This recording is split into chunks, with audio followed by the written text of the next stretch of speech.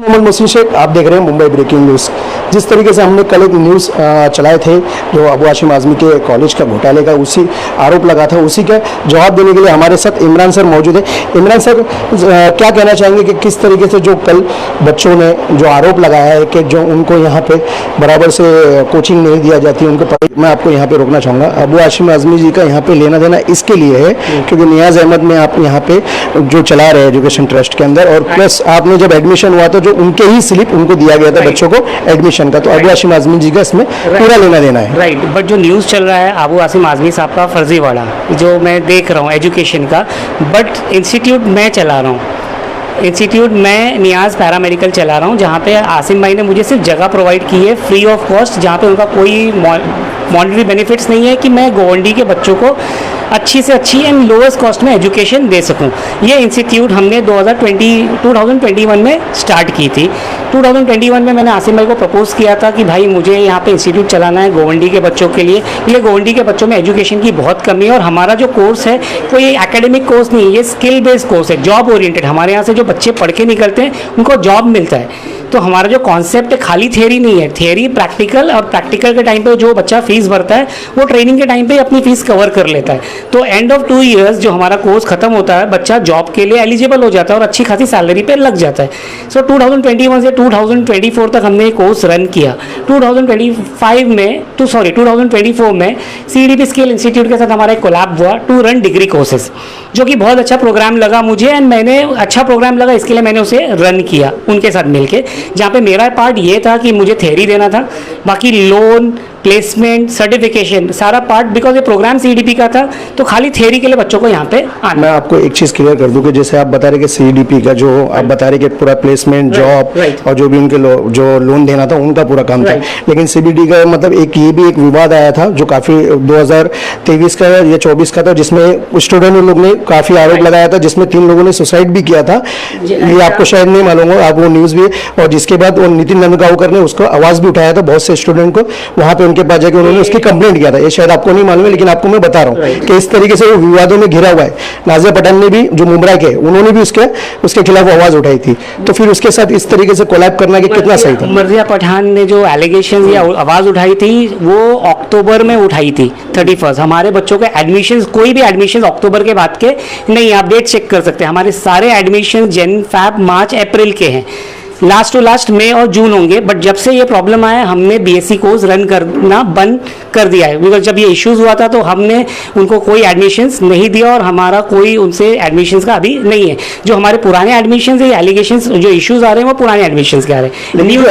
जो एलिगेशन जिस तरीके से जो आपके ऊपर लगा हुआ है कि बताया जा रहा है कि जो बच्चे जो उनको एक तो पढ़ाई उनकी प्रॉपर नहीं हो पा रही है, प्लस उनको जॉब भी उनको कहीं दूर दिया गया है, उसका भी उनको भी उसमें भी प्रॉब्लम आ रहा है। लेकिन सबसे बड़ा एक परेशानी उनको ये हो रही है कि जो जिस तरीके से उनका जो लोन पास हुआ गया था तो लोन के लिए सामने से उनको बैंक कॉल करके उनको हरेसमेंट कर रहे हैं, उनके फैमिली मेंबरों को परेशान किया जा रहा है। तो इसमें क्या आपका किस तरीके से लेगा?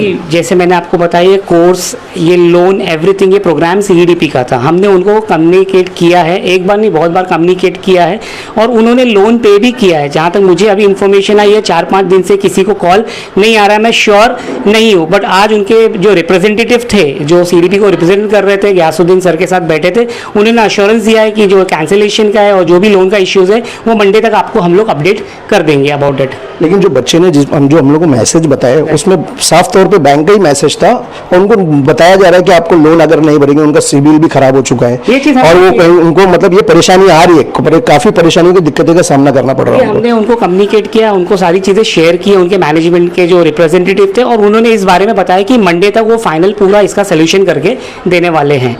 लेकिन जो बच्चों को जिस तरीके से वो उनका ये भी आरोप है कि जब उनका एग्जाम होता है तो एग्जाम में भी उनका प्रॉपर एग्जाम नहीं होता, सिर्फ उनको मतलब बताया जाता है कि आप इस तरीके से उनको चीट, मतलब ये उनका ये आरोप है, ये मेरा नहीं है, उनका आरोप है। तो उस पर आप कहना क्या चाहेंगे? सी ऑफिशियली फर्स्ट ईयर का एग्जाम अभी तक हुआ नहीं है। अगर फर्स्ट ईयर का एग्जाम होगा तो मैं बता दूंगा। टेस्ट पेपर शेयर किए गए थे, बिकॉज अगर मैं बच्चों को बोल दूंगा कि यूनिवर्सिटी एग्जाम, आप जो कोर्स की बात कर रहे हो डिग्री कोर्स है और डिग्री के एग्जाम यूनिवर्सिटी कंडक्ट करती है, जो पेपर यूनिवर्सिटी सेट करके भेजती है। अगर मैं बच्चों को डायरेक्ट पेपर दे दूंगा तो वो सॉल्व कर पाएंगे क्या? तो एक टेस्ट पेपर के तौर हमने उनको पेपर्स दिया कि आप ये सॉल्व करके लाओ। तो ये एलिगेशन है, आपको पता है एग्जाम्स अगर मैं यूनिवर्सिटी के रन करूंगा तो कोई घर बैठ के एग्जाम्स रन करने वाला नहीं है। हमारे डिप्लोमा के इंस्टीट्यूट के एग्जाम्स हमारे सेंटर में होते हैं, तो आप कैसे उम्मीद करेंगे कि मैं डिग्री के एग्जाम्स घर पे करने दूंगा।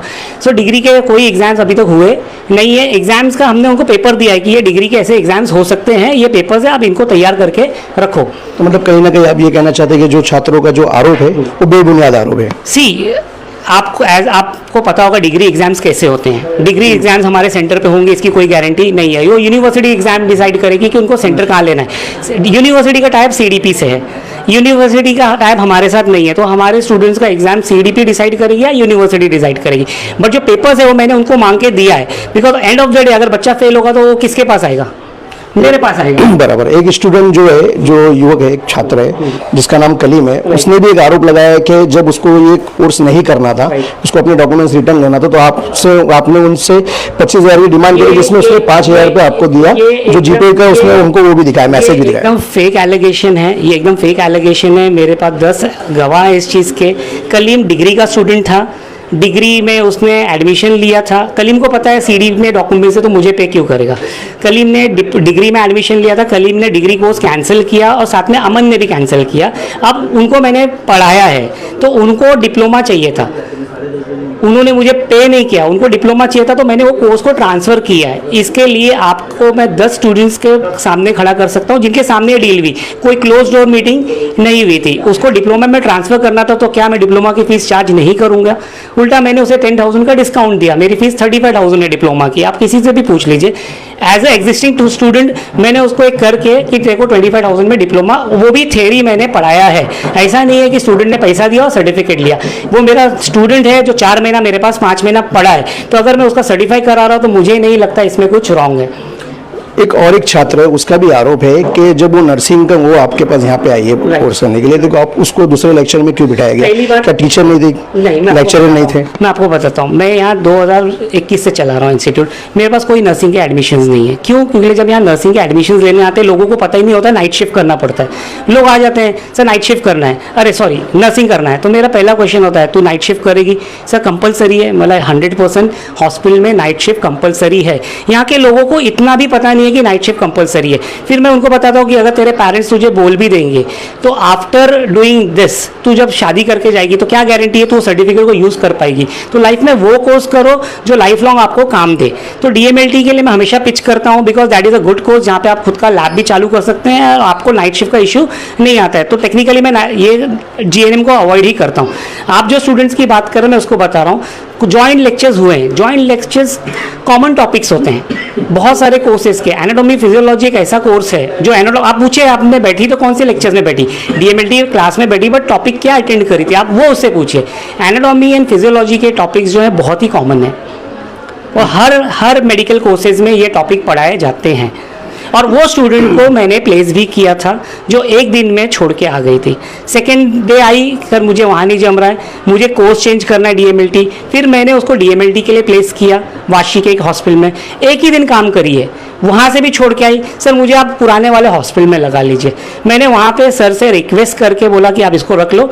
नेक्स्ट डे ज्वाइनिंग था, उसने ज्वाइन नहीं किया। ये आप उससे पूछ सकते हैं। उनका ये भी एक आरोप है कि 80% जो उनके अटेंडेंस वो बताए जा रहे हैं, जिसमें प्रॉपर जो सर टाइम पे नहीं आते थे। जो 1-2 घंटे का जो लेक्चर होता था उसमें 1 घंटा तो सर ऑलरेडी लेट आते थे। सर 25 स्टूडेंट्स हैं, ठीक है। 25 स्टूडेंट्स में 3 जन के एलिगेशंस को मैं ज़्यादा इंपॉर्टेंस नहीं देता। और मैं 2010 से टीचिंग कर रहा हूँ और गोवंडी में 2021 से कर रहा हूँ। अगर इतना अनप्रोफेशनल रहूँगा तो जो आज मैं प्राउडली बता रहा हूँ कि मेरे बच्चों के डायग्नोस्टिक सेंटर है मानखुर में, कुरला में, साकीनाका में, जो यहाँ से पढ़ के गए। मेरे यहाँ के बच्चे जो कॉर्पोरेट्स में काम कर रहे हैं 20,000 22,000 का अर्न कर रहे हैं, टाटा 1mg में काम कर रहे हैं, वो भी मेरे पढ़ाए हुए इसी बैच के स्टूडेंट्स हैं। लेकिन जब उनको जब ये परेशानी हो रही थी तो जो आपके पास आए वो अबू हाशिम आज़मी को उन्होंने राइटिंग में लेटर भी लिख के दे रहे थे, तो आपने वो लेटर वहाँ पे अबू हाशिम आज़मी के पास क्यों नहीं पहुँचाया? फिर से क्योंकि नियाज अहमद जो ट्रस्ट है जो उन्हीं के आपके अंडर में देके आपको उन्होंने आसिम भाई के लिए लेटर लिख के नहीं दिया, उन्होंने अबू हाशिम आज़मी को अप्रोच किया था। आसिम भाई ने बोला था इसको क्लियर करो क्या है। नेक्स्ट डे मैंने बच्चों को बुलाया, बच्चों ने मुझे लेटर लिख के दिया। उन्होंने लिखा हमको कैंसिल करना है, हमारे लेक्चर्स नहीं हो रहे। तो मैंने उनको ये बोला बाबा आपके लेक्चर्स नहीं हो रहे, कैंसिल करना ये कोई रीज़न नहीं होता है। मैं बोला ठीक है आप लेटर दे के जाओ। ठीक 4 दिन के बाद मैंने उनको फिर से बुलाया, मैंने पूरा अटेंडेंस निकाला। जिनका अटेंडेंस जो वैसे मैंने बोला हमारे जो थ्योरी 3 मंथ्स थी, 3 मंथ्स ऑल्टरनेट डे तो 45 लेक्चर्स होते हैं। हमने उनको 80 लेक्चर्स दिए, क्योंकि मैंने आपको स्टार्ट में बताया कि हमने बोला आपका जब तक प्लेसमेंट नहीं होता आप घर पे मत बैठिए, आप इंस्टीट्यूट में आइए। तो अगर मैं आपको इंस्टीट्यूट में बुला रहा हूँ ताकि आप कुछ ना कुछ प्रैक्टिकल्स कर सकें, और अगर आपका 80% अटेंडेंस है तो आप कैसे बोल सकते हैं मेरे लेक्चर्स नहीं हुए, और वही बच्चे कैंप में जाके काम कर रहे हैं। तो अगर आपके लेक्चर्स नहीं हुए, मैंने आपको कुछ नहीं सिखाया, तो आप जाके मेडिकल कैंप्स कैसे कंडक्ट करते हैं या प्राइवेट कैंप्स कैसे अटेंड करते हैं?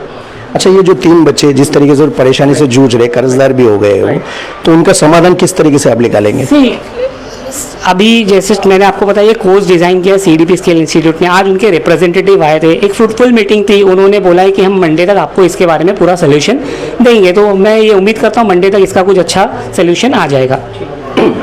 ये थे हमारे साथ इमरान सर, जो बच्चों के जो सर है, जो उन्होंने किस तरीके से जो अपने पक्ष रखा है और बताया है कि जो बच्चों ने जिस तरीके से आरोप लगाया था, उन्होंने आरोप को खारिज करते हुए उन्होंने भी अपनी पक्ष रखा, और ये बताया कि जो बच्चे थे प्रॉपर वो कहीं ना कहीं कोचिंग ले रहे थे, और ये भी चीज़ उन्होंने बताया कि जो भी मंडे के दिन जो CBD का जो परेशानी जो बच्चों को जो आ रही है, जिस परेशानी से वो जूझ रहे, तो वो CBD के यहाँ पे अधिकारी आए थे, उन्होंने मीटिंग की है और मंडे के दिन इस तरीके का पूरा समाधान निकालेंगे। अब देखना ये है कि किस तरीके से जो बच्चे परेशानी से जूझ रहे, क्या उनका समाधान निकलेगा, क्या ऐसे ही उनको और भी परेशानियों का सामना करना पड़ेगा। ऐसे और खबरों के साथ जुड़े रहिए मुंबई ब्रेकिंग न्यूज़ के साथ।